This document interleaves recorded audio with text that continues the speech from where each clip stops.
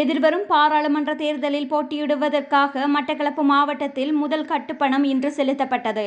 மட்டக்களப்பு மாவட்ட தேர்தல் அலுவலகத்தில் தமிழ் உணர்வாளர்கள் அமைப்பினால் இந்த கட்டுப்பணம் செலுத்தப்பட்டது.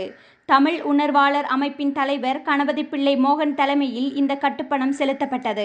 இம்முறை தமிழ் உணர்வாளர் அமைப்பின் சார்பாக சுயேட்சையாக களமிறங்கவுள்ளதாகவும், மட்டக்களப்பு மாவட்டத்தின் 3 தேர்தல் தொகுதிகளிலும் 8 பேரை களமிறக்கவுள்ளதாகவும் தமிழ் உணர்வாளர் அமைப்பின் தலைவர் கணபதிப்பிள்ளை மோகன் தெரிவித்தார். ஊழல்கள், மோசடிகள் அற்ற அரசியலை முன்னெடுப்பதற்காகவே தாம் களமிறங்கவுள்ளதாகவும் அவர் தெரிவித்தார்.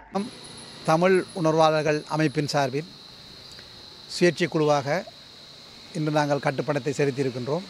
எதிர்வருகின்ற பொதுத் தேர்தலிலே நாங்கள் ஒரு சுயாதீன அணியாக 8 தமிழர்கள் அடங்கிய ஒரு குழு ஒன்று போட்டியிட வந்திருக்கின்றோம். கடந்த முறை நடந்த மாவட்டத்தில் நடந்த பல ஊழல்கள், லஞ்சங்கள், நடைமுறை சீர்கேடுகளுக்கு எதிராக நாங்கள் இம்முறை களமிறங்கியிருக்கிறோம்.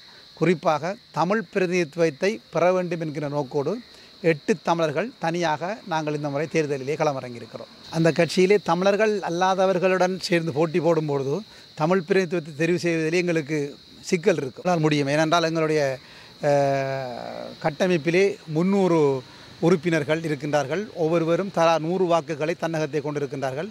எங்களுடைய அடிப்படை வாக்குகளை 30,000 வாக்குகளை தற்போது நாங்கள் வைத்திருக்கின்றோம்.